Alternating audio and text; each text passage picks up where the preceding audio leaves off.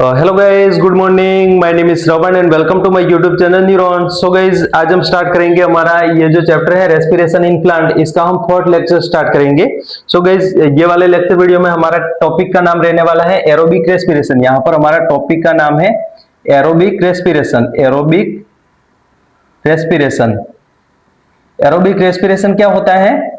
तो इसकी हम सिंपल सी डेफिनेशन देने जाए तो ये हो सकती है हमारा ऐसा रेस्पिरेशन जिसमें ऑक्सीजन यूज होता हो, तो इसको हम बोलेंगे aerobic respiration.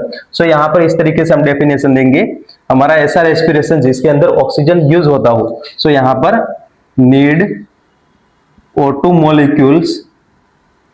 molecules for oxidation और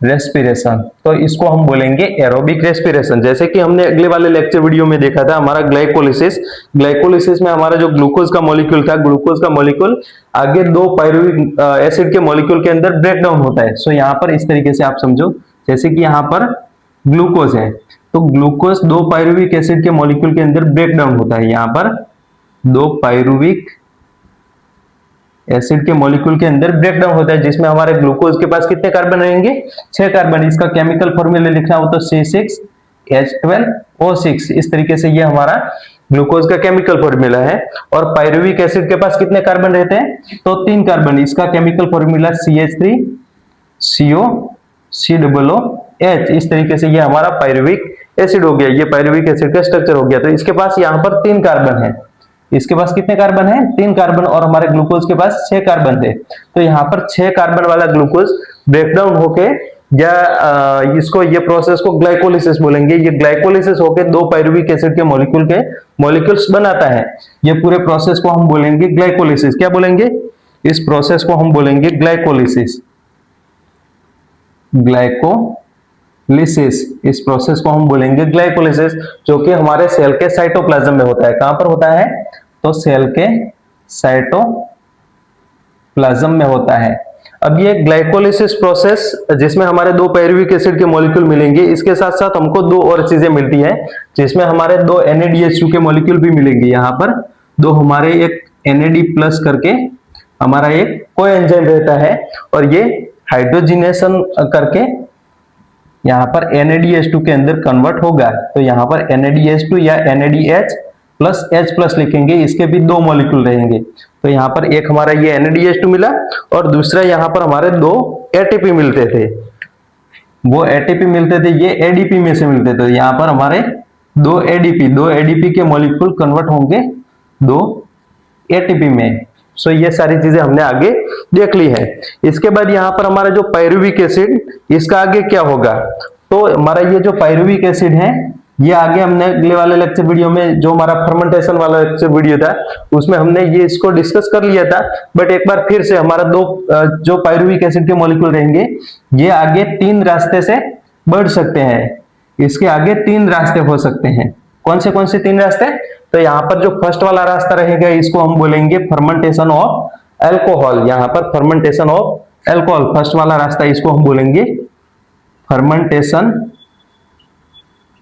ऑफ अल्कोहल। ये इसको इथेनॉल भी बोलेंगे, हमारा इथेनॉल अल्कोहल जो रहेगा, ये हमारा इथेनॉल रहेगा। तो इसको फर्मेंटेशन ऑफ इथेनॉल भी हम बोल सकते हैं।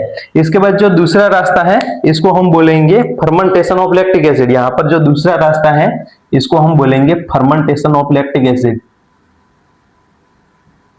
फर्मेंटेशन ऑफ लैक्टिक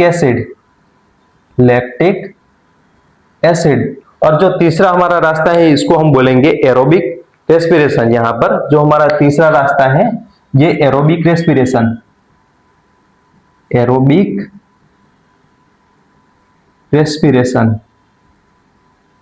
ये हमारा तीसरा रास्ता। अब ये दोनों हमारे जो फर्मेंटेशन है, इसको आगे भी हमने डिस्कस किया है। इन दोनों को हम मिला के बोल सकते हैं एनारोबिक रेस्पिरेशन। यहाँ पर हमारा ये एरोबिक रेस्पिरेशन है, बट ये दोनों को मिला के fermentation of alcohol and fermentation of lactic acid, दोनों को मिला के हम बोल सकते हैं एनारोबिक रेस्पिरेशन भी इसको बोल सकते हैं। रेस्पिरेशन भी बोल सकते हैं। और हमारा ये एरोबिक रेस्पिरेशन, इन दोनों में डिफरेंस क्या होता है? तो डिफरेंस यहाँ पर सिंपली ये होता है, जिस रेस्पिरेशन में O2 मॉलिक्यूल यूज होता है तो इसको हम एरोबिक रेस्पिरेशन बोलेंगे, और यहाँ पर एनएरोबिक का मतलब ये है कि इसमें ऑक्सीजन यूज नहीं होता। सो यहाँ पर इस तरीके से हम इसकी डेफिनेशन दे सकते हैं। यहाँ पर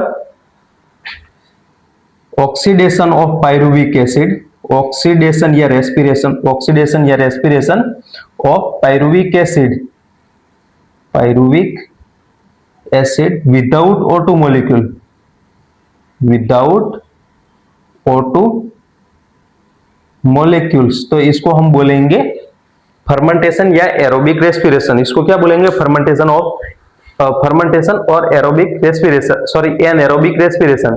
और जो हमारा एरोबिक रेस्पिरेशन रहता है इसके अंदर हमारा O2 का मॉलिक्यूल यूज होता है। सो यहां पर इस तरीके से हम डेफिनेशन दे सकते हैं, need O2 molecules for complete oxidation of pyruvic acid। यहां पर हमारा जो पायरुविक एसिड रहेगा, पायरुविक एसिड जो रहेगा, पायरुविक एसिड के कंप्लीट ऑक्सीडेशन के लिए यहां पर O2 मॉलिक्यूल का होना जरूरी रहता है। तो इसी को हम बोलेंगे एरोबिक रेस्पिरेशन। और ये होता कहां पर है? तो हमारे सेल जो रहता है, सेल के माइटोकॉन्ड्रिया में, माइटोकॉन्ड्रिया हमारा एक ऑर्गेनेल है, आपको पता होगा, जिसको हम पावर हाउस ऑफ सेल के नाम से जानते हैं।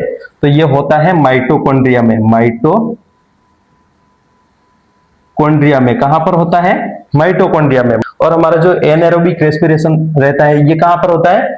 तो सेल के साइटोप्लाज्म में, साइटोप्लाज्म में। जैसे ही ऑक्सीजन नहीं मिलता तो हमारा एनएरोबिक रेस्पिरेशन होता है। और ये किस में होता है?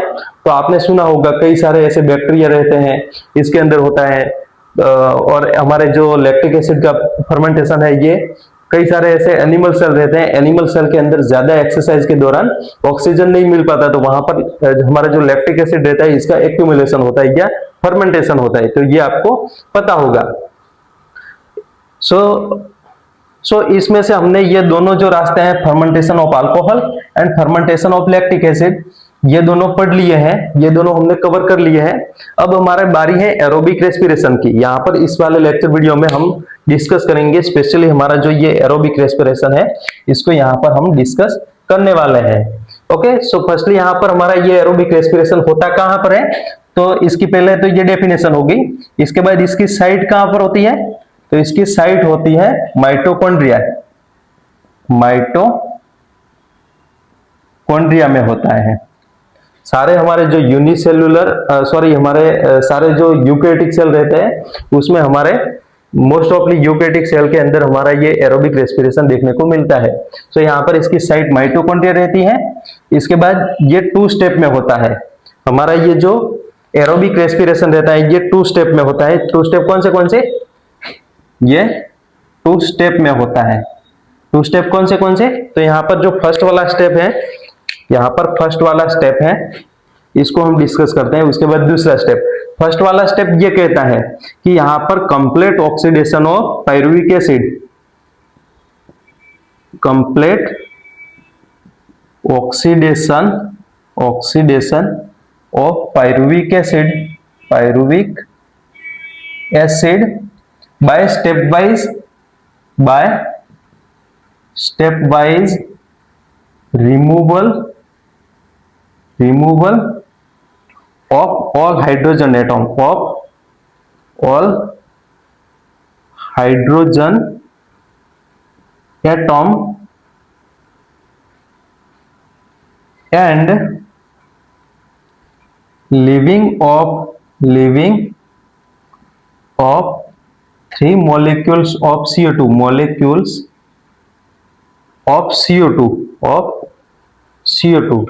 यहाँ पर ये क्या बोला गया है? Complete oxidation of pyruvic acid. यहाँ पर स्पेशली पायरुविक एसिड का complete oxidation by step wise removal of all hydrogen, जिसमें सारे जो हाइड्रोजन रहते हैं इसको रिमूव करना, सारे जो हाइड्रोजन रहते हैं इसको रिमूव करना, और हमारे जो 3 मॉलिक्यूल ऑफ CO2 है इसको भी रिमूव करना। तो इसको हम बोलेंगे फर्स्ट स्टेप। जैसे कि यहाँ पर आप समझो, यहाँ पर हमारा पायरुविक एसिड के पास यहाँ पर 3 हमारे कार्बन है, इसको हम यहाँ पर मिटा के अच्छे तरीके से समझते हैं।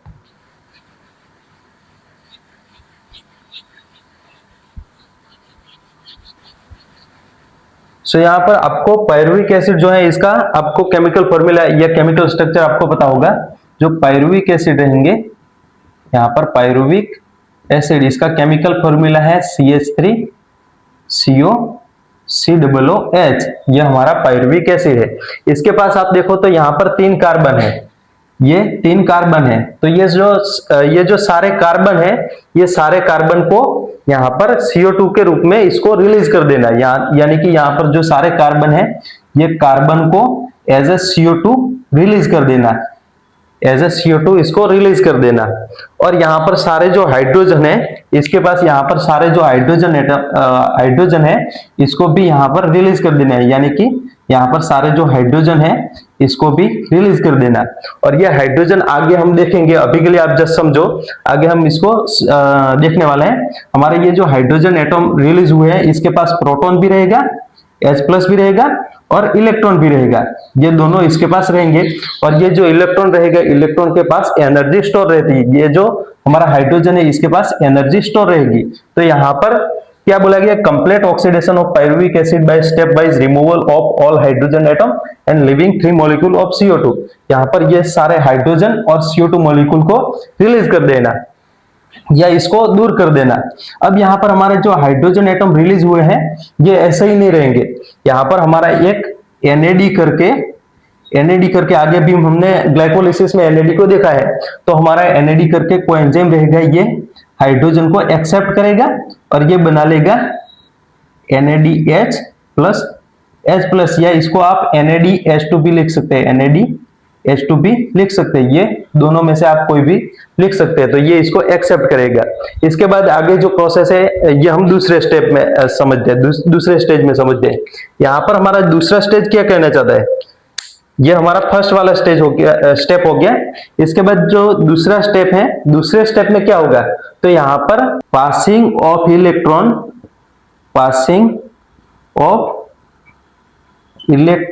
Remove as a part of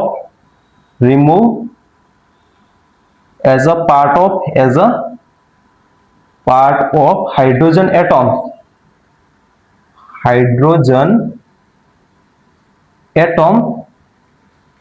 passing of electron remove as a part of hydrogen atom to molecular O2 with simultaneous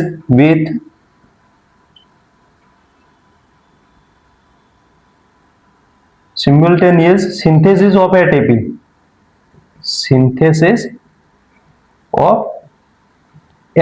यहाँ पर सिमुल्टेनियस सिंथेसिस ऑफ एटीपी, यहाँ पर हमारा एंड प्रोडक्ट एटीपी बनाने के लिए ये सारी प्रोसेस होगी। तो ये दूसरा स्टेप क्या कहना चाहता है, passing of electron remove as a part of hydrogen atom. यहाँ पर जो हाइड्रोजन एटम हमारे जो इलेक्ट्रॉन जो कि हमारे हाइड्रोजन एटम के पार्ट के रूप में रिलीज हुए हैं, इसको पास करवाना। पास कहाँ करवाना, तो पास करवाना यहाँ पर हमारा O2 मॉलिक्यूल रहेगा, उस तक O2 मॉलिक्यूल तक हमारे इलेक्ट्रॉन को पास करवाना। और यहाँ पर इलेक्ट्रॉन पास होंगे तो यहाँ पर इसके साथ प्रोटॉन भी रहेंगे। तो ये प्रोटॉन, तो यहाँ पर इलेक्ट्रॉन हमारा O2 मॉलिक्यूल के साथ आ गया और यहाँ पर एक प्रोटॉन रहेगा। तो इस तरीके से यहाँ पर हमारा एक वाटर मॉलिक्यूल बनेगा, यहाँ पर वाटर मॉलिक्यूल बनेगा। और वाटर मॉलिक्यूल के साथ यहाँ पर हमारे जो प्रोटॉन के ग्रेडियंट ब्रेक होंगे, तो यहाँ पर हमारा एटीपी सिंथेसिस भी होगा। यानी कि ये हमारा इलेक्ट्रॉन जब O2 से मिलता है तो यहाँ पर एक एटीपी सिंथेसिस भी होता है। इसके अंदर जो भी एनर्जी स्टोर रहेगी, आगे हमने बात किया था इसमें एनर्जी स्टोर होती है। तो ये जो सारी एनर्जी स्टोर रहेगी, ये एनर्जी एटीपी के सिंथेसिस करेगी, यहाँ पर एटीपी बनाएगी। तो ये हमारा जो दूसरा स्टेटमेंट है, ये कहना चाहता है passing of electron remove as a part of hydrogen atom to molecular O2 with simultaneous synthesis of ATP. यहाँ पर एटीपी का सिंथेसिस होता है। ये आपको अच्छे तरीके से समझ में आ गया होगा। अब यहाँ पर हमारा जो फर्स्ट वाला स्टेप है, इसके दो सब स्टेप रहते हैं, जिसमें जो फर्स्ट वाला सब स्टेप रहेगा इसको हम बोलेंगे लिंक रिएक्शन। यहाँ पर इसको हम बोलेंगे लिंक रिएक्शन। हमारा जो complete oxidation of pyruvic acid होता है ये दो स्टेप में होता है। जो फर्स्ट वाला स्टेप रहेगा इसको हम लिंक रिएक्शन बोलेंगे, और जो दूसरा हमारा स्टेप रहता है इसको हम बोलेंगे, दूसरा स्टेप रहता है इसको हम बोलेंगे क्रेब्स साइकिल। Krebs cycle. ये दोनों होते कहां पर है? तो हमारा जो फर्स्ट वाला स्टेप होता है ये मैट्रिक्स में होता है, माइटोकॉन्ड्रिया में भी स्पेशली मैट्रिक्स में होता है। और हमारा जो दूसरा यहाँ पर स्टेप है ये होता है, दूसरा स्टेप होता है ये हमारे इनर मेम्ब्रेन में। जो इनर मेम्ब्रेन रहेगा, इनर मेम्ब्रेन के अंदर बहुत सारे कॉम्प्लेक्स रहेंगे जो कि हमारे ये इलेक्ट्रॉन को ट्रांसफर करवाएंगे, जिसको हम इलेक्ट्रॉन ट्रांसफर सिस्टम बोलेंगे, आगे हम समझते हैं। तो ये इनर मेम्ब्रेन में होगा, मेम्ब्रेन में होगा। और ये भी दो स्टेप में होगा, जिसमें एक ईटीएस रहेगा, ईटीएस रहेगा जिसको हम इलेक्ट्रॉन ट्रांसफर सिस्टम बोलेंगे, electron transfer system, transfer system. और हमारा दूसरा ऑक्सीडेटिव फॉस्फोराइलेशन रहेगा, ऑक्सीडेटिव फॉस्फोराइलेशन रहेगा, फॉस्फोराइलेशन रहेगा। यहाँ पर जो हमारा इलेक्ट्रॉन ट्रांसफर सिस्टम है ये बहुत सारे कॉम्प्लेक्स से मिलके बनता है, जिसमें 4 टाइप के कॉम्प्लेक्स रहेंगे, 4 टाइप के कॉम्प्लेक्स रहेंगे, जिसको आगे हम नेक्स्ट वाला जो लेक्चर वीडियो रहेगा इसके अंदर देखेंगे। यहाँ पर हम हमारा जो स्टेप 1 है ये वाला लेक्चर वीडियो में स्पेशली एरोबिक रेस्पिरेशन में भी हम स्टेप 1 है इसको देखने वाले हैं, जिसमें हम लिंक रिएक्शन और क्रेब्स साइकिल देखेंगे। और उसके बाद जो नेक्स्ट वीडियो रहेगा अगला वाला, तो इसके अंदर हम देखेंगे हमारा ये इलेक्ट्रॉन को एक कॉम्प्लेक्स से दूसरे कॉम्प्लेक्स के इस तरीके से पास करवाता है, जिसमें हमारा ईटीएस यानी कि इलेक्ट्रॉन ट्रांसफर सिस्टम, और इसमें 4 टाइप के जो कॉम्प्लेक्स रहते हैं, या और एक जो 5th कॉम्प्लेक्स रहता है जिसको हम ऑक्सीजोम्स बोलेंगे, जो कि हमारा ये एटीपी सिंथेसिस करता है, इसको भी हम देखेंगे। और ऑक्सीडेटिव फॉस्फोराइलेशन को भी हम देखेंगे। सो ये सारी चीजें आपको अच्छे तरीके से समझ में आ गई होगी। इसके बाद हम स्टार्ट करते हैं लिंक रिएक्शन से। इसके बाद यहाँ पर एरोबिक रेस्पिरेशन में जो फर्स्ट स्टेप है इसका पहला सब स्टेप जिसको हम लिंक रिएक्शन बोलेंगे, इसको हम समझते हैं। फर्स्ट वाला यहाँ पर लिंक रिएक्शन। लिंक रिएक्शन किसको बोलेंगे? तो ये किसी के बीच का लिंक है, किसी दो प्रोसेस के बीच का लिंक है, जिसमें हमारा ग्लाइकोलिसिस और हमारा क्रेब्स साइकिल रहेगा, इन दोनों के बीच का लिंक है। सो इस वजह से इसको हम बोलेंगे लिंक रिएक्शन। सो ये लिंक है, it is a link between Krebs cycle and glycolysis। Glycolysis और क्रेब्स साइकिल इसके बीच का लिंक है। इसको समझने से पहले, लिंक रिएक्शन को समझने से पहले यहाँ पर हम थोड़ा सा और समझ लेते हैं। जैसे कि यहाँ पर हमारा कोई एक सेल है, जैसे कि आप समझो, जैसे कि यहाँ पर कोई एक सेल है और सेल का ये जो रेड बाउंड्री है ये हमारा सेल मेम्ब्रेन है। यहाँ पर ये कोई एक सेल है। इसके बाद यहाँ पर सेल के इनर साइड में हमारा एक बड़ा वाला ऑर्गेनेल जिसको हम माइटोकॉन्ड्रिया बोलते हैं। माइटोकॉन्ड्रिया को यहाँ पर हमने ब्लैक पेन से दिखाया है, तो ये हमारा माइटोकॉन्ड्रिया। माइटोकॉन्ड्रिया के भी आपको पता है यहाँ पर 2 मेम्ब्रेन रहते हैं, तो ये हमारा आउटर मेम्ब्रेन और दूसरा हमारा इनर मेम्ब्रेन। इनर मेम्ब्रेन यहाँ पर ऐसे बहुत सारे फोल्डिंग्स में रहता है, इस तरीके से ये बहुत सारे होल्डिंग्स में रहता है।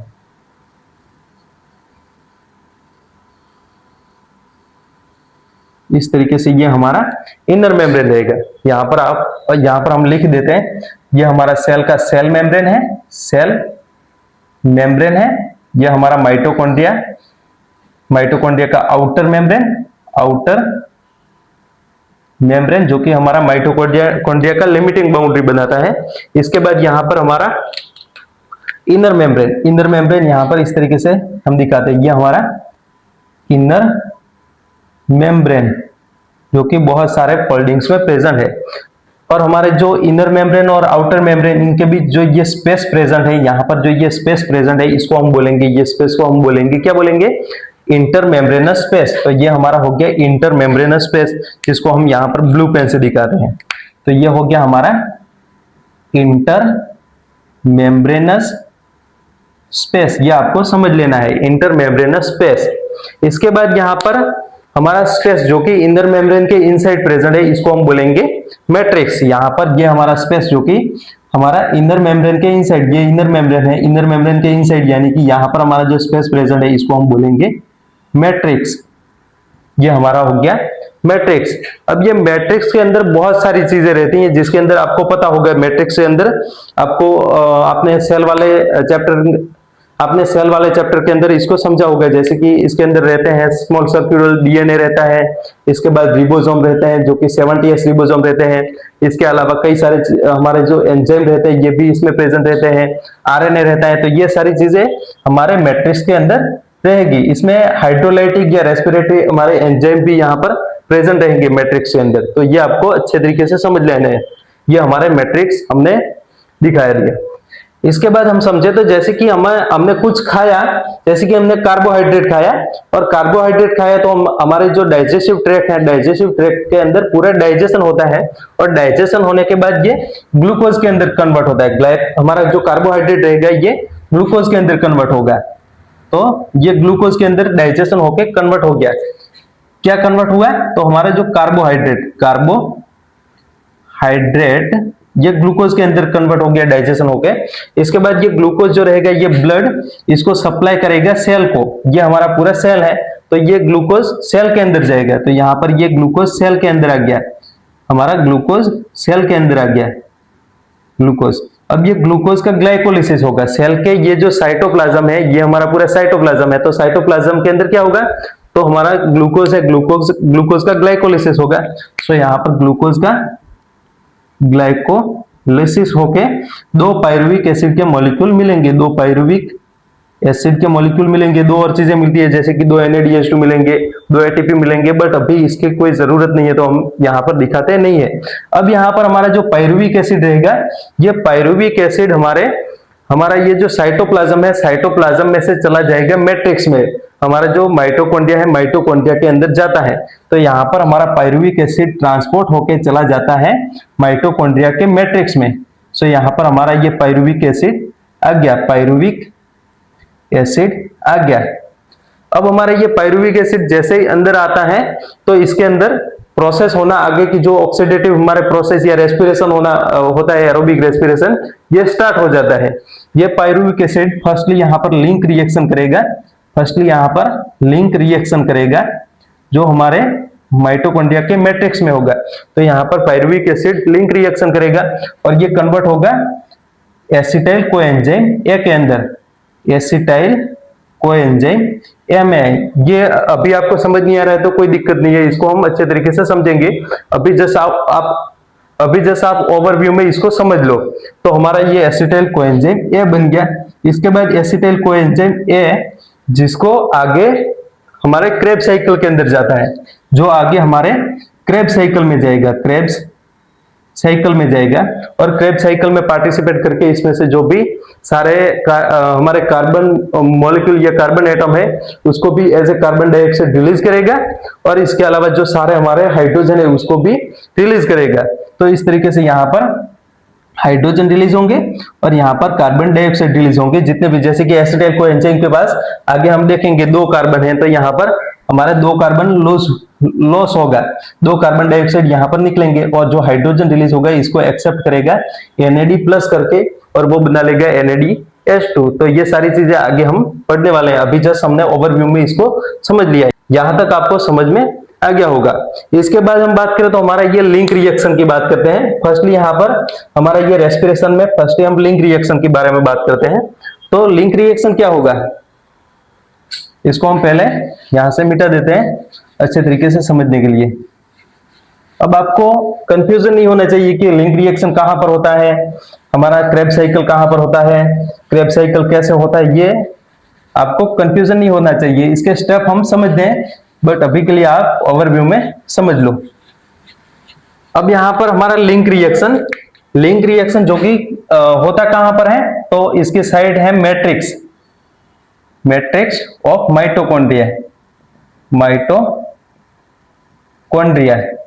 जिसमें हमारा जो ये लिंक रिएक्शन रहेगा, it is a link between Krebs cycle and glycolysis. Firstly यहाँ पर इसको हम लिखने से पहले हम ये समझ लेते हैं, जैसे कि यहाँ पर लिंक रिएक्शन से पहले हमारा जो pyruvic acid transported into mitochondrial matrix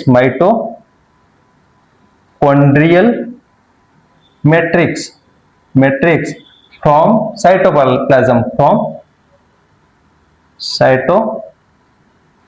cytoplasm से पहले साइटोप्लाज्म में से हमारा जो पायरुविक एसिड रहेगा ये माइटोकॉन्ड्रियल मैट्रिक्स के अंदर आता है। ये फर्स्ट स्टेप है। इसके बाद इसके अंदर लिंक रिएक्शन स्टार्ट होगा तो यहाँ पर हमारा पायरुविक एसिड है। अब हमारा ये पायरुविक एसिड है, ये माइटोकॉन्ड्रिया के मैट्रिक्स में है। सो यहाँ पर पायरुविक एसिड है। ये पायरुविक एसिड के अंदर लिंक रिएक्शन स्टार्ट हो जाता है।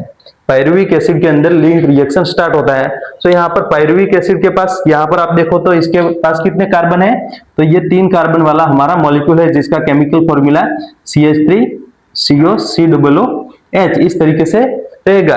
अब यहाँ पर पायरुविक एसिड के लिंक रिएक्शन के दौरान मेन 3 प्रोसेस होने वाली है, जिसमें यहाँ पर हमारा फर्स्ट वाला जो प्रोसेस रहेगा इसको हम बोलेंगे डिहाइड्रोजिनेशन। फर्स्ट वाला जो प्रोसेस रहेगा इसको हम बोलेंगे डिहाइड्रोजिनेशन, जिसमें हमारा पायरुविक एसिड इसका डिहाइड्रोजिनेशन होता है, यानी कि इसमें से हाइड्रोजन निकलते हैं, तो यहाँ पर जो हाइड्रोजन निकलेंगे, जैसे कि यहाँ पर 2 हाइड्रोजन निकले हैं, तो इसको एक्सेप्ट करने वाला यहाँ पर हमारा एक कोएंजाइम, जिसको हम आगे हमने इसको देखा है, तो ये हमारा NAD+ इसको एक्सेप्ट करके NADH प्लस H+ या NADH2 के अंदर कन्वर्ट करता है। तो ये हमारा फर्स्ट वाला जो प्रोसेस जिसको हम डिहाइड्रोजिनेशन बोलेंगे, जिसमें हमारे 2 हाइड्रोजन प्लस NAD+ इसको एक्सेप्ट करेगा और NADH2 के अंदर NADH2 या NADH प्लस H+ के अंदर इसको कन्वर्ट करेगा। ये हमारा फर्स्ट वाला प्रोसेस, ये आपको समझ में आना चाहिए। इसके बाद दूसरा प्रोसेस होता है डीकार्बोक्सिलेशन। यहाँ पर दूसरा प्रोसेस होता है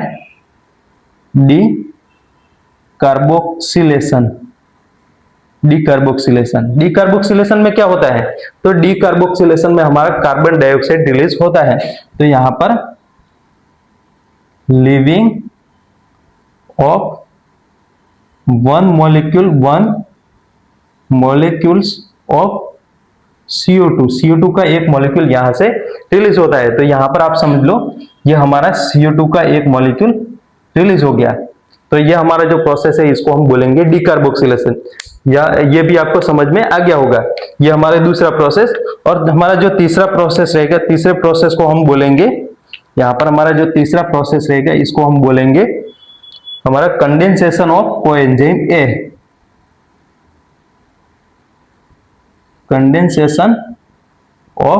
कोएंजाइम ए। हमारा जो ये पायरुविक एसिड है इसमें डीकार्बोक्सिलेशन और हमारा डिहाइड्रोजिनेशन, ये दोनों प्रोसेस होने के बाद यहाँ पर एक और ग्रुप जुड़ता है जिसको हम बोलेंगे यहाँ पर कोएंजाइम ए ग्रुप जो होता है ये इसके अंदर जुड़ता है, और जुड़ता है तो ये बना लेता है यहाँ पर एसिटाइल कोएंजाइम ए। इसको हम बोलेंगे, यहाँ पर इसको ब्लैक पेन से दिखाना है, तो ये हमारा एसिटाइल कोएंजाइम ए बन जाएगा। एसिटाइल कोएंजाइम ए के पास यहाँ पर 2 कार्बन रहेंगे। ये हमारा जो कंपाउंड है ये हमारा 2 कार्बन का कंपाउंड है। पहले हमारे पायरुविक एसिड के पास 3 कार्बन थे, बट यहाँ पर एक कार्बन डाइऑक्साइड लूज हो गया, तो यहाँ पर 2 कार्बन बचे, जो इसके साथ कोएंजाइम ए जुड़ के हमारा एसिटाइल कोएंजाइम ए बनाता है। और यहाँ पर डिहाइड्रोजिनेशन भी होता है, जिसमें हमारे 2 हाइड्रोजन रिलीज होंगे, इसको एक्सेप्ट करेगा NAD+ और इसको बना लेगा NADH2। तो यहाँ पर ये जो पूरा प्रोसेस है एक साथ में होता है, जिसको हम बोलेंगे कॉम्प्लेक्स सेट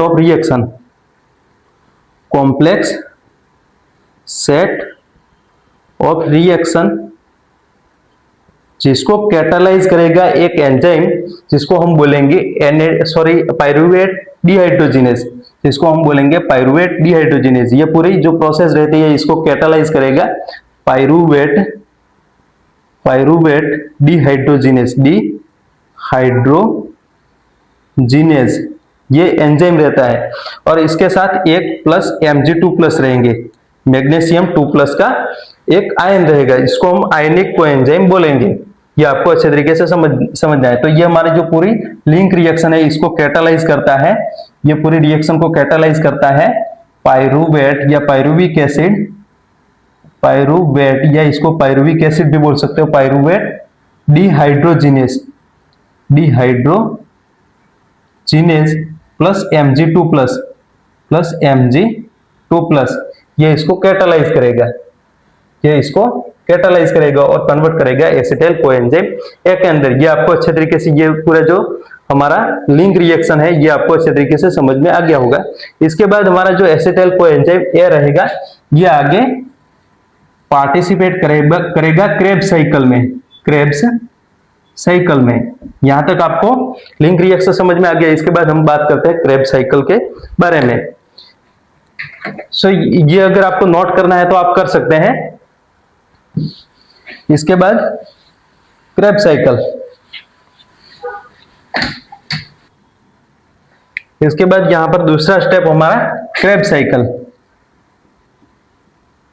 क्रेब्स साइकिल। अब क्रेब्स साइकिल को पहले हम ये समझ ले, क्रेब्स साइकिल पहले तो होता कहां पर है, तो सेम हमारा मैट्रिक्स में होता है। तो ये होता है माइटोकॉन्ड्रियल मैट्रिक्स, मैट्रिक्स में होता है, माइटोकॉन्ड्रियल मैट्रिक्स में होता है। और ये हमारा जो क्रेब्स साइकिल रहेगा इसको क्रेब्स साइकिल ही क्यों बोला गया है, तो इसको डिस्कवर किया था, ये क्रेब्स साइकिल जो रहेगा इसको डिस्कवर किया था हैंस एडोल्फ क्रेब नाम के साइंटिस्ट ने, Hans Adolf Krebs, Hans Adolf Kreb नाम का साइंटिस्ट था, इसने इसको डिस्कवर किया था 1931 में, 1931 में इसको डिस्कवर किया था। सो इस वजह से हमारे ये साइकिल को हम बोलेंगे क्रेब साइकिल। इसके अलावा इसके और दो नाम हैं जिसको हम बोलेंगे टेसिया साइकिल, जिसको हम बोलेंगे टेसिया साइकिल और citric acid cycle, citric acid cycle. Firstly हम समझते हैं साइट्रिक एसिड साइकिल क्यों बोलेंगे। साइट्रिक एसिड साइकिल इसलिए बोलेंगे क्योंकि यहां पर हमारा जो एसिटाइल कोएंजाइम ए जब क्रेब साइकिल के अंदर पार्टिसिपेट करेगा तो जो हमारा फर्स्ट वाला कंपाउंड बनने वाला है ये हमारा साइट्रिक एसिड। सो इस वजह से इसको हम साइट्रिक एसिड साइकिल बोलेंगे। यहाँ पर जैसे ही हमारा जस्ट हम ओवरव्यू में समझते हैं, जैसे कि यहाँ पर एसिटाइल कोएंजाइम ए ये कंडेंसेशन होके यहाँ पर हमारे क्रेब साइकिल के अंदर पार्टिसिपेट करेगा, तो यहाँ पर जो फर्स्ट वाला हमारा मॉलिक्यूल मिलेगा ये हमारा साइट्रिक एसिड मिलेगा। सो इस वजह से इसको हम साइट्रिक एसिड साइकिल बोलेंगे। ये फर्स्ट वाला हो गया। इसके बाद इसको टीसीए साइकिल क्यों बोलते हैं, तो हमारा ये जो साइट्रिक एसिड है इसको आप इसका केमिकल स्ट्रक्चर देखने जाए या केमिकल फॉर्मूले देखने जाए तो इसके अंदर हमारे 3 कार्बोक्सिलिक ग्रुप देखने को मिलते हैं, जिसको हम इस तरीके से दिखाएंगे CH2 COOH C, यहां पर एक OH ग्रुप रहेगा और COOH और CH2 COOH। इस तरीके से हमारा ये साइट्रिक एसिड का स्ट्रक्चर रहने वाला है। तो इसके अंदर आप देखो तो यहाँ पर हमारे 3 कार्बोक्सिलिक ग्रुप देखने को मिलते हैं, हमारे एसिड के 3 ग्रुप देखने को मिलते हैं, कार्बोक्सिलिक एसिड के 3 ग्रुप देखने को मिलते हैं। सो इस वजह से यहाँ पर 3 यानी कि ट्राई यहाँ पर कार्बोक्सिलिक ग्रुप है। सो यहाँ पर कार्बोक्सिलिक एसिड, ये साइट्रिक एसिड को हम ट्राई कार्बोक्सिलिक एसिड भी बोलेंगे। इस वजह से यहाँ पर इसको हम टीसीए साइकिल यानी कि ट्राई कार्बोक्सिलिक एसिड साइकिल बोलते हैं। ये भी आपको क्लियर हो गया होगा। इसके बाद हम समझते हैं हमारा ये पूरा साइकिल, इसको समझते हैं।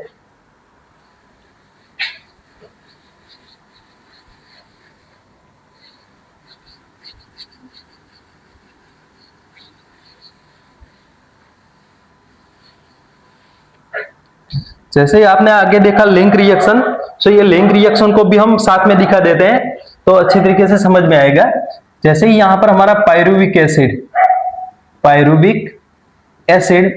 एसिड का केमिकल फॉर्मूला है CH3। इसको केमिकल फॉर्मूला को बार बार हम लिखेंगे ताकि अच्छे तरीके से आपको समझ में आए।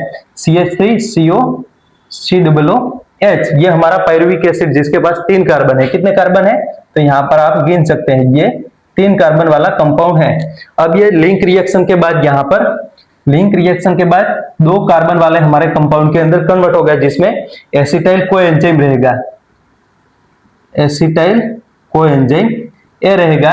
और एसिटाइल कोएंजाइम ए जो रहेगा, यहां पर हम दिखा देते हैं, ये हमारा एसिटाइल कोएंजाइम ए रहेगा। इसको हम थोड़ा सा शॉर्ट करके लिखते हैं। यहां पर हमारा एसिटाइल कोएंजाइम ए, ये हमारा एसिटाइल कोएंजाइम, ये हमारा 2 कार्बन वाला कंपाउंड है। तो यहाँ पर पायरुविक एसिड का जब एसिटाइल कोएंजाइम ए के अंदर कन्वर्ट होता है तब हमारा लिंक रिएक्शन होता है, इसको हम बोलेंगे लिंक रिएक्शन, इसको हम बोलेंगे लिंक रिएक्शन। अब ये लिंक रिएक्शन होता है तो यहाँ पर 2 हाइड्रोजन निकलेंगे, 2 हाइड्रोजन निकलेंगे तो इसको हम दिखाएंगे यहाँ पर इस तरीके से, जैसे कि आप समझो यहाँ पर 2 हाइड्रोजन निकले तो ये 2 हाइड्रोजन को NAD प्लस इसको एक्सेप्ट करेगा और इसको कन्वर्ट कर देगा NADH प्लस H प्लस के अंदर। ये आपको अच्छे तरीके से समझ में आना चाहिए। इसके अलावा यहाँ पर एक CO2 का मॉलिक्यूल भी निकल रहा था। यहाँ पर 3 प्रोसेस, जिसमें एक हमारा ये डिहाइड्रोजिनेशन, दूसरा डीकार्बोक्सिलेशन जिसमें हमारा CO2 रिलीज होगा, और तीसरा हमारा कंडेंसेशन ऑफ कोएंजाइम ए, तीसरा हमारा कंडेंसेशन ऑफ कोएंजाइम ए। तो इस तरीके से यहाँ पर हमारा एसिटाइल कोएंजाइम ए मिलेगा। ये हमारा लिंक रिएक्शन हमने आगे समझ लिया है। इसके बाद हमारा एसिटाइल कोएंजाइम ए ये पार्टिसिपेट करेगा क्रेब्स साइकिल में, जिसमें हमारा यहाँ पर पहले से क्रेब्स साइकिल में हमारा एक मॉलिक्यूल रहेगा जिसको हम बोलेंगे, या हमारा कंपाउंड रहेगा जिसको हम बोलेंगे ऑक्जेलो एसिटिक एसिड। इसका ये शॉर्ट फॉर्म है, अगर पूरा लिखना हो तो इस तरीके से हम लिख सकते हैं, ऑक्जेलो acetic acid, ऑक्जेलो acetic acid. ऑक्जेलो acetic acid जिसके पास 4 कार्बन होते हैं, ये आपको अच्छे तरीके से समझना है। ये ऑक्जेलो एसिटिक एसिड जिसके पास 4 कार्बन होते हैं, इसके साथ हमारा एसिटाइल कोएंजाइम ए, इसका कंडेंसेशन होता है, यानी कि ये जुड़ता है। और यहाँ पर 4 कार्बन और 2 कार्बन, ये दोनों मिलके यहाँ पर एक कंपाउंड बनाएंगे जिसको हम बोलेंगे साइट्रिक एसिड, साइट्रिक एसिड। और ये साइट्रिक एसिड के पास यहाँ पर 6 कार्बन रहेंगे, 4 कार्बन प्लस 2 कार्बन, इस तरीके से हमारा 6 कार्बन वाला फर्स्ट ये मॉलिक्यूल मिलेगा जिसको हम साइट्रिक एसिड बोलेंगे। यहाँ पर भी हमने बात की थी कि ये फर्स्ट वाला हमारा जनरेट होने वाला हमारा जो कंपाउंड है ये साइट्रिक एसिड है, सो इस वजह से इसको साइट्रिक एसिड, और साइट्रिक एसिड का स्ट्रक्चर में 3 कार्बोक्सिलिक एसिड ग्रुप देखने को मिलते हैं, सो इस वजह से हम इसको बोलेंगे TCA साइकिल, यानी कि ट्राई कार्बोक्सिलिक एसिड साइकिल। अब यहाँ पर हमारा जब ये कंडेंसेशन प्रोसेस होता है, ये जो प्रोसेस है इसको हम बोलेंगे कंडेंसेशन प्रोसेस, कंडेंसेशन प्रोसेस, क्योंकि यहाँ पर ऑक्जेलो एसिटिक एसिड के साथ हमारा ये एसिटाइल कोएंजाइम ये जुड़ता है, सो इस वजह से ये हमारा कंडेंसेशन प्रोसेस। कंडेंसेशन प्रोसेस में यहाँ पर एक और चीज जुड़ती है जिसको हम बोलेंगे यहाँ पर H2O, यहाँ पर हमारा हाइड्रेशन होता है। ये वाटर मॉलिक्यूल ऐड होना है, इसको हम बोलेंगे हाइड्रेशन, और हाइड्रोजन ऐड होना है, इसको हम हाइड्रोजिनेशन बोलेंगे। हाइड्रोजन अगर रिलीज हो रहा है या बाहर निकल रहा है तो इसको हम डिहाइड्रोजिनेशन बोलेंगे। बट यहाँ पर हम वाटर मॉलिक्यूल ऐड होना है इसको हाइड्रेशन बोलेंगे, और वाटर मॉलिक्यूल बाहर निकलना है इसको हम डिहाइड्रेशन बोलेंगे। तो ये अच्छे तरीके से आपको समझना है।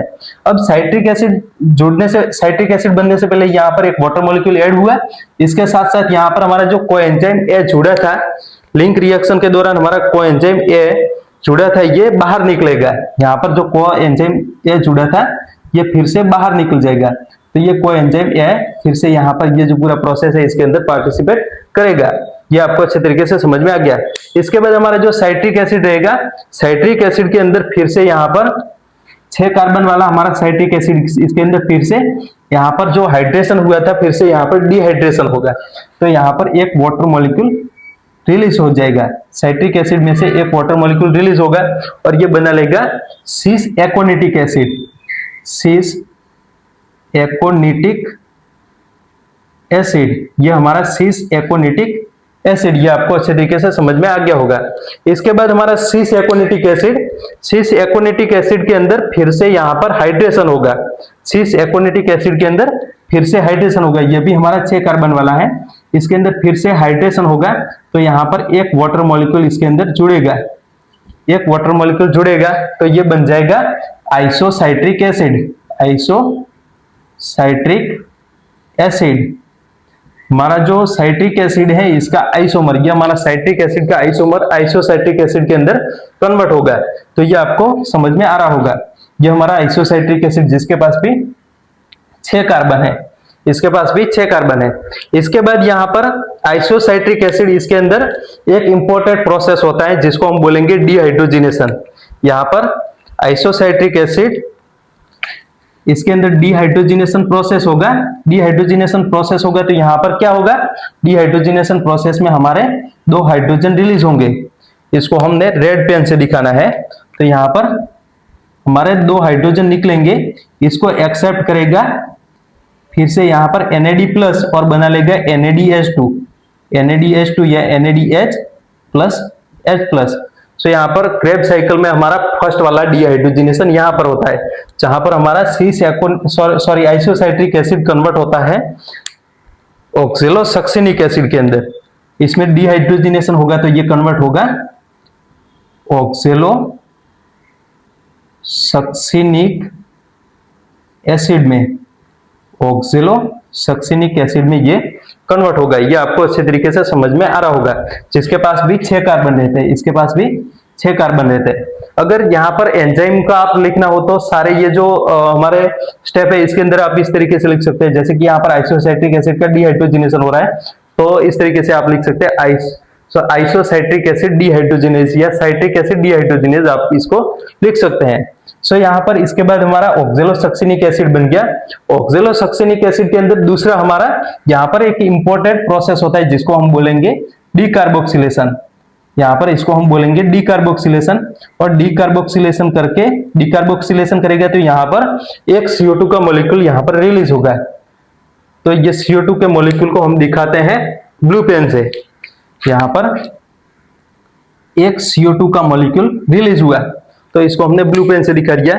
और ये CO2 का मॉलिक्यूल रिलीज हुआ तो हमारा 6 कार्बन वाला कंपाउंड बन जाएगा 5 कार्बन वाला कंपाउंड। तो यहाँ पर ये 5 कार्बन वाला कंपाउंड हमारा अल्फा कीटो ग्लूटेरिक एसिड बनेगा। अल्फा कीटो ग्लूटेरिक एसिड, ये आपको समझना है। इसके पास कितने कार्बन है तो 5 कार्बन है, 5 कार्बन है, इसके पास 5 कार्बन है। ऑक्सैलोसक्सिनिक एसिड, इसके अंदर डीकार्बोक्सिलेशन होगा और ये बन जाएगा अल्फा कीटोग्लूटेरिक एसिड। इसके अंदर आपको एंजाइम अगर लिखना है तो आप लिख सकते हैं ऑक्सैलोसक्सिनिक acid decarboxylase, ऑक्सैलोसक्सिनिक acid decarboxylase.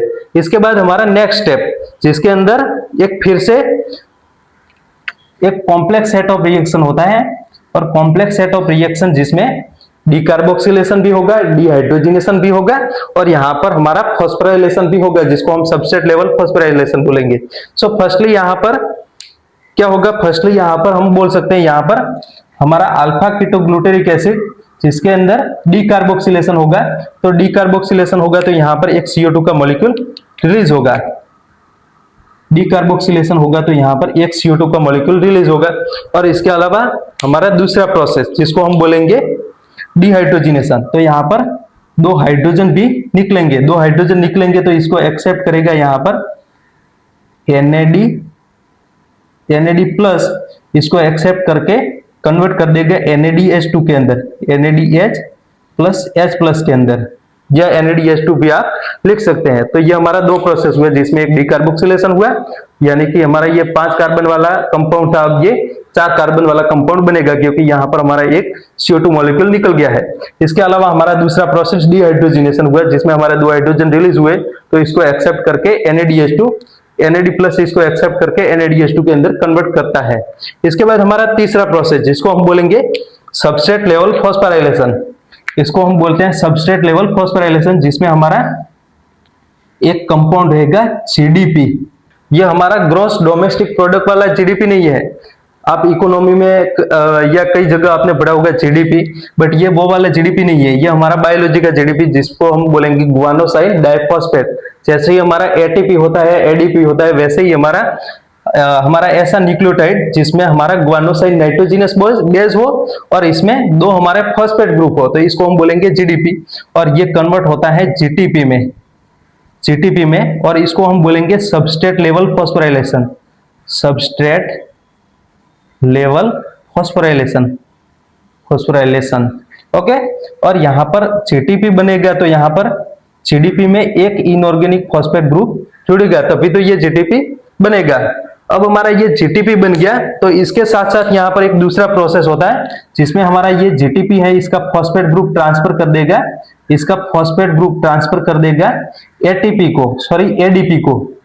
ADP हमारा दूसरा न्यूक्लियोटाइड, एडीपी को फॉस्फेट ग्रुप ट्रांसफर हो जाएगा तो ये एडीपी कन्वर्ट हो जाएगा एटीपी में। यह आपको समझ में आ रहा होगा। तो यहाँ पर पहले जीटीपी बना, जीटीपी में से फिर से एटीपी बन गया, तो यहाँ पर इस तरीके से यहाँ पर फिर से ये जो जीटीपी रहेगा जीडीपी बन जाएगा, और इस तरीके से फिर से ये पूरा हमारा फॉस्फोराइलेशन प्रोसेस है ये होता रहेगा। इसके बाद यहाँ पर हमारा अल्फा केटोग्लूटेरिक एसिड, ये तीनों प्रोसेस करके कन्वर्ट होता है सक्सिनिक एसिड के अंदर। किसके अंदर? सक्सिनिक एसिड के अंदर। तो यहाँ पर हमारा नेक्स्ट वाला जो प्रोडक्ट मिलेगा ये हमारा सक्सिनिक एसिड, सक्सिनिक एसिड, ये हमारा सक्सिनिक एसिड जिसके पास 4 कार्बन होते हैं। कितने कार्बन होते हैं? 4 कार्बन होते हैं। इसके बाद सक्सिनिक एसिड जो रहेगा, सक्सिनिक एसिड के अंदर क्या होगा? तो इसके अंदर फिर से डिहाइड्रोजिनेशन होगा, और डिहाइड्रोजिनेशन होगा तो यहाँ पर 2 हाइड्रोजन रिलीज होंगे, यहाँ पर 2 हाइड्रोजन रिलीज होंगे। बट अभी यहाँ पर इंपॉर्टेंट ये स्टेप है जिसके अंदर हमारा ये 2 हाइड्रोजन जो रिलीज हो रहे हैं, इसको एक्सेप्ट करने वाला NAD+ नहीं रहेगा, इसको एक्सेप्ट करेगा FAD और बना लेगा FADH2, FADH2। यहाँ पर ये हमारा इंपॉर्टेंट पॉइंट है जिसमें हमारा सक्सिनिक एसिड का जब डिहाइड्रोजिनेशन होगा तो इसमें 2 हाइड्रोजन रिलीज हो गए, इसको एक्सेप्ट करेगा FAD और बना लेगा FADH2। इसके बाद डिहाइड्रोजिनेशन प्रोसेस के बाद सक्सिनिक एसिड कन्वर्ट होता है फ्यूमरिक एसिड में, फ्यूमरिक एसिड में, ये हमारा फ्यूमरिक एसिड। अब फ्यूमरिक एसिड आगे इसके अंदर एक प्रोसेस होता है जिसको हम बोलेंगे हाइड्रेशन, जिसको हम बोलेंगे हाइड्रेशन, जिसमें हमारा वाटर मॉलिक्यूल ऐड होगा। तो यहाँ पर एक वाटर मॉलिक्यूल ऐड होगा और ये कन्वर्ट होगा मैलिक एसिड में, मैलिक एसिड में। ये हमारा मैलिक एसिड है, मैलिक एसिड जिसके अंदर यहाँ पर हमारा टोटल हाइड्रेशन कितने होते हैं? तो यहाँ पर आपने देखा ये हाइड्रेशन, इसके बाद फिर से यहाँ पर डिहाइड्रेशन हो रहा था, तो ये दोनों कैंसिल हो जाएंगे, और यहाँ पर हमारा फर्स्ट वाला ये हाइड्रेशन जिसमें हमारा सिस एकोनिटिक आइसोसाइट्रिक एसिड के अंदर कन्वर्ट होता है, और दूसरा हमारा फ्यूमरिक एसिड जब मैलिक एसिड के अंदर कन्वर्ट होता है तब हमारा दूसरा हाइड्रेशन होता है। तो यहाँ पर हमारा ये दूसरा हाइड्रेशन, इस तरीके से हमारे 2 हाइड्रेशन होते हैं। इसके बाद हमारा मैलिक एसिड जो रहेगा, मैलिक एसिड ऑक्जेलो एसिटिक एसिड के अंदर कन्वर्ट होगा, बट इससे पहले यहाँ पर फिर से डिहाइड्रोजिनेशन होगा। क्या होगा? डिहाइड्रोजिनेशन, जिसमें हमारे 2 हाइड्रोजन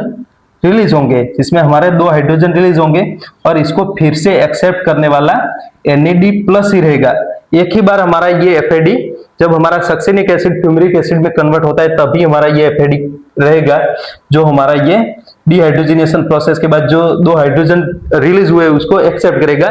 बाकी की जगह पर आपको NAD ही यूज करना है। तो यहाँ पर मैलिक एसिड जब ऑक्जेलो एसिटिक एसिड के अंदर कन्वर्ट होता है तो यहाँ पर डिहाइड्रोजिनेशन होगा, और NAD+ ये 2 हाइड्रोजन को एक्सेप्ट करके NADH प्लस H+ के अंदर कन्वर्ट होगा। ये आपको अच्छे तरीके से समझ में आ रहा होगा। ये हमारा पूरा क्रेब्स साइकिल, इस तरीके से फिर से हमारा ऑक्जेलो एसिटिक एसिड बनेगा, और फिर से यहाँ पर दूसरा हमारा, जैसे कि यहाँ पर एक पायरुविक एसिड का पूरा ये साइकिल खत्म हुआ, इसके बाद यहाँ पर दूसरा pyruvic acid acetyl coenzyme A बनाएगा, और दूसरा हमारा एसिटाइल कोएंजाइम ए फिर से ये ऑक्जेलो एसिटिक एसिड के साथ मिलकर ये पूरा साइकिल करेगा, जिसको हम बोलेंगे, ये पूरा साइकिल को हम बोलेंगे क्रेब्स साइकिल। ये हमारा क्रेब्स साइकिल, जिसको डिस्कवर किया था किसने? तो हैंस एडोल्फ क्रेब ने, और इसको साइट्रिक एसिड साइकिल और TCA साइकिल भी बोलेंगे। इस तरीके से आपको ये अच्छे तरीके से समझ में आना चाहिए।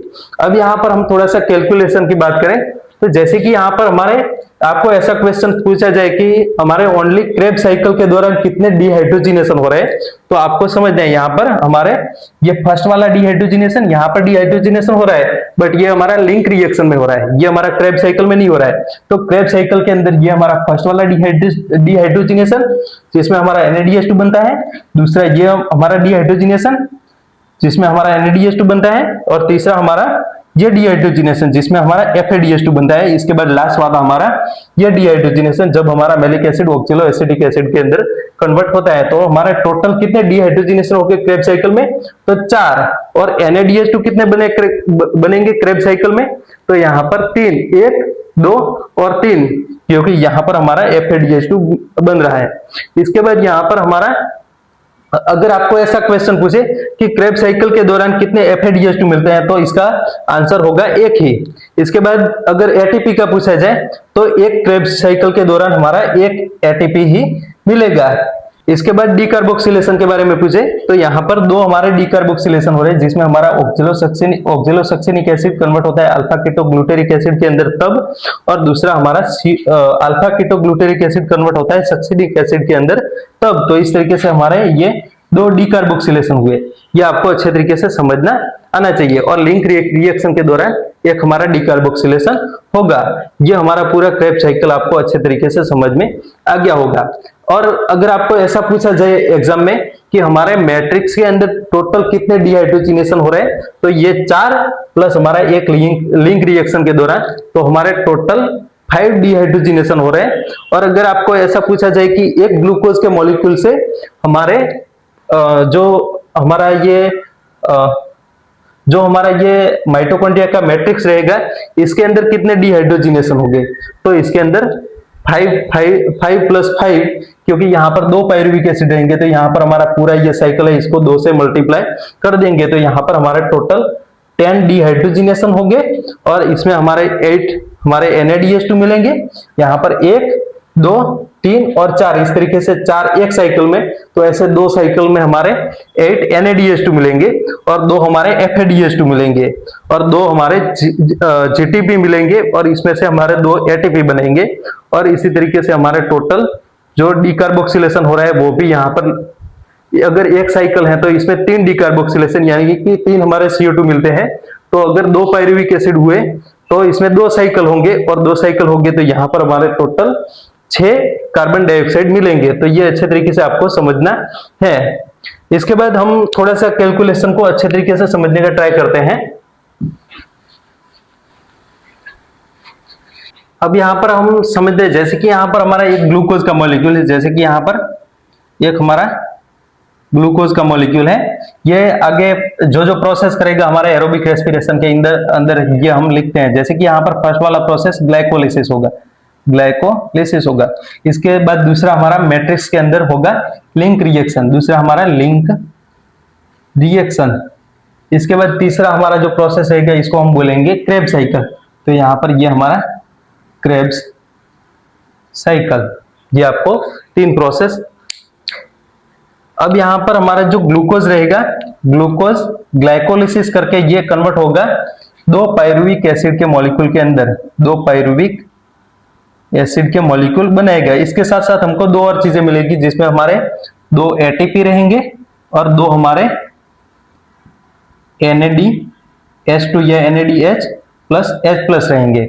और इसके साथ हमारा 2 हमारे वाटर मॉलिक्यूल भी रहेंगे, बट इसको अगर आपको नहीं लिखना है तो भी चलेगा।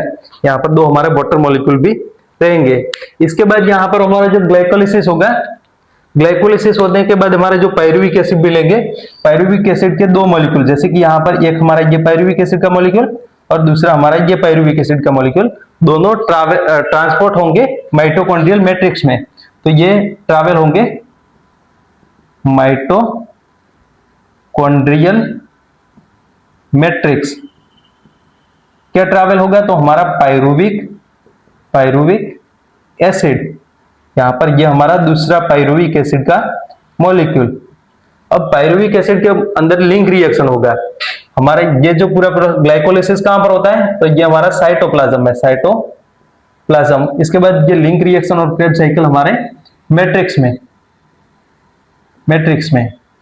तो यहां पर हमारा पायरुविक एसिड लिंक रिएक्शन करके एक पायरुविक एसिड का मॉलिक्यूल बना लेगा, एक एसिटाइल कोएंजाइम ए, एक एसिटाइल कोएंजाइम ए। इसके बाद एक हमारा NADH2 मिलेगा, NADH2 या NADH प्लस H+, और एक हमारा मिलेगा यहाँ पर CO2, एक हमारा मिलेगा CO2। तो इस तरीके से ये हमारे एक पायरुविक एसिड में एक लिंक रिएक्शन के दौरान हमारे ये प्रोडक्ट मिलेगा। इसके बाद हमारा दूसरा पायरुविक एसिड भी सेम इसी तरीके से एसिटाइल कोएंजाइम यह बनाएगा। इसके बाद NADH2 मिलेगा, NADH2 या NADH प्लस H प्लस मिलेगा और एक हमारा CO2 मिलेगा। सो ये हमारे सेम दो पायरुविक एसिड लिंक रिएक्शन के दौरान मिलेंगे। इसके बाद हमारा ये जो एसिटाइल कोएंजाइम ए है ये पार्टिसिपेट करेगा क्रेब्स साइकिल के अंदर, और क्रेब्स साइकिल में जाएगा तो यहाँ पर क्रेब्स साइकिल के अंदर जाएगा तो हमारा एक एसिटाइल कोएंजाइम, इसके अंदर से दो CO2 मिलेंगे, दो CO2 मिलेंगे। इसके बाद 3 NADH प्लस H प्लस मिलेंगे या NADH2 मिलेंगे। इसके बाद यहाँ पर एक FADH2 मिलेगा, FADH2 मिलेगा। और इसके अलावा क्या मिलता है, इसके अलावा हमको एक ATP भी मिलता है, तो यहाँ पर एक हमको ATP मिलेगा, ये आपको समझना है। इसके बाद यहाँ पर सेम इसी तरीके से ये हमारा अगर ये एसिटाइल कोएंजाइम ए भी हमारे क्रेब्स साइकिल में जाएगी तो सेम इसी तरीके से यहाँ पर CO2 के मॉलिक्यूल कितने मिलते हैं, तो यहाँ पर 2 CO2 के मॉलिक्यूल मिलते हैं, यहाँ पर एक ही मिलेगा। सेम इसी तरीके से यहाँ पर भी 2 CO2 के मॉलिक्यूल, 3 NADH2 के मॉलिक्यूल या NADH प्लस H प्लस के मॉलिक्यूल, प्लस यहाँ पर एक हमारा FADH2 का मॉलिक्यूल और एक हमारा ATP। इस तरीके से आपको कैलकुलेशन करना है। अगर एक पायरुविक एसिड का पूछे तो इसके अंदर ओनली क्रेब्स साइकिल के दौरान 2 कार्बन डाइऑक्साइड मिलेंगे, 3 NADH2 मिलेंगे, एक FADH2 मिलेगा और एक ATP मिलेगा। अगर पूरा क्रेब्स साइकिल के दौरान अगर पूरा हमारा मैट्रिक्स के अंदर हमारा पायरुविक एसिड का ऑक्सीडेशन अगर पूछा जाए या रेस्पिरेशन पूछा जाए तो इसके अंदर टोटल कितने CO2 मिलेंगे, तो यहाँ पर एक ये CO2 और 2 ये CO2, इस तरीके से 3 CO2 और हमारे NADH2 टोटल 4 मिलेंगे, जिसमें हमारा एक NADH2 लिंक रिएक्शन के दौरान और 3 हमारे क्रेब्स साइकिल के दौरान। FADH2 पूछा जाए तो FADH2 का आंसर एक ही आएगा, क्योंकि ये हमारा ओनली क्रेब्स साइकिल में ही होता है, और ATP भी एक ही आएगा। अगर आपको ऐसा पूछा जाए कि पूरा हमारा एक ग्लूकोज का मॉलिक्यूल मैट्रिक्स के अंदर कितने NADH2 बनाता है, तो यहाँ पर हमारे 4 NADH2 ये थे और 4 ये, तो इस तरीके से मैट्रिक्स के अंदर हमारे टोटल 8 NADH2 मिलेंगे, 8 NADH2 मिलेंगे। किसमें से, तो एक ग्लूकोज के मॉलिक्यूल से, एक ग्लूकोज के मॉलिक्यूल से 8 NADH2 मैट्रिक्स में मिलेंगे, 2 FADH2 मिलेंगे और 2 हमारे ATP मिलेंगे, और कितने CO2 मिलेंगे, तो यहाँ पर 6 CO2 भी मिलेंगे, क्योंकि यहाँ पर आप देखो एक ग्लूकोज के मॉलिक्यूल से 3 यहाँ पर और 3 ये वाले पायरुविक एसिड में, तो इस तरीके से हमारे 6 CO2 मिलेंगे। अगर टोटल ये पूरी प्रोसेस के दौरान यानी कि ये पूरा रेस्पिरेशन प्रोसेस के दौरान आपको पूछा जाए कि हमारे एक ग्लूकोज के मॉलिक्यूल से कितने NADH2 मिलते हैं, तो 8 हमारे मैट्रिक्स में मिलेंगे जो लिंक रिएक्शन और जो हमारा क्रेब्स साइकिल है दोनों को मिला के, और 2 हमारे NADH2 ये, यानी कि टोटल हमारे ये रेस्पिरेशन के दौरान हमको 10 NADH2 मिलेंगे और हमारे 2 FADH2 मिलेंगे। इसके बाद हमको ATP मिलेंगे टोटल 2 और 2 ये, टोटल 4 ATP मिलेंगे, टोटल 4 ATP मिलेंगे। और हमारे वाटर मॉलिक्यूल यहाँ पर 2 हमारे ये यूज होंगे ग्लूकोज के मॉलिक्यूल के सॉरी ग्लाइकोलिसिस में, तो 2 हमारे ये जो हमारा क्रेब साइकिल है इसके अंदर, तो 2 हमारा ये जो क्रेब साइकिल है इसके अंदर यूज भी हो जाएंगे, यहाँ पर मिलेंगे और क्रेब साइकिल में 2 मॉलिक्यूल यूज हो जाएंगे, तो ये फिटूस हो गया। इसके बाद यहाँ पर और क्या चीज मिल रही थी, और यहाँ पर हमको CO2 मिल रहे थे, तो CO2 हमारे टोटल 6 ही रहेंगे, तो यहाँ पर हमारे 6 CO2 मिलेंगे, ये टोटल एक ग्लूकोज के रेस्पिरेशन के दौरान हमको मिलेंगे। सो यहाँ पर ये जो कैलकुलेशन पूरी है ये आपको अच्छे तरीके से आनी चाहिए, ये आपको एग्जाम में कोई भी इसमें से क्वेश्चन पूछा जा सकता है। अगर आपका बोर्ड के एग्जाम हुए तो इसके अंदर ये हमारा पूरा क्रेब साइकिल और हमारा एरोबिक रेस्पिरेशन LAQ हो सकता है, बट अगर नीट के अंदर बात करें तो नीट के अंदर इसमें से कई सारे क्वेश्चन बन सकते हैं, तो ये आपको अच्छे तरीके से कर लेना है। इसके बाद यहाँ पर आगे नेक्स्ट वाले वीडियो में हम बात करेंगे हमारा एक NADH2 जो रहेगा, एक हमारा NADH2 ये NADH प्लस H प्लस वो आगे 3 ATP के बराबर रहेगा, एक NADH2 या NADH प्लस H प्लस वो 3 ATP के बराबर रहेगा, और हमारा एक FADH2 रहेगा वो 2 ATP के बराबर रहेगा। तो आगे हम ATP का भी कैलकुलेशन करेंगे, ओके, सो यहां तक आपको अच्छे तरीके से समझ में आ गया होगा। अब ये एटीपी कैसे बनते हैं, अभी तक यहाँ पर हमने ये भी नहीं देखा कि हमारा ये पूरा हमारा ये ऑक्सीडेशन प्रोसेस है। इसके अंदर हमने आगे देखा था कि हमारा एरोबिक रेस्पिरेशन में ऑक्सीजन की जरूरत रहती है, बट अभी तक यहाँ पर हमारा ऑक्सीजन यूज नहीं हुआ है। तो ये ऑक्सीजन कैसे यूज होगा, कहां पर यूज होगा, इसको हम नेक्स्ट वाले लेक्चर वीडियो के अंदर देखेंगे, जिसमें हम ईटीएस देखेंगे, जिसमें हम हमारा जो दूसरा स्टेज है इसको देखेंगे, जिसमें ईटीएस यानी कि इलेक्ट्रॉन ट्रांसफर सिस्टम और ऑक्सीडेटिव फॉस्फोराइलेशन, ऑक्सीडेटिव फॉस्फोराइलेशन को हम देखने वाले हैं। सो तब तक अगर ये वीडियो आपको पसंद आए तो please like my video, subscribe my channel and hit the bell icon. Okay, thank you guys.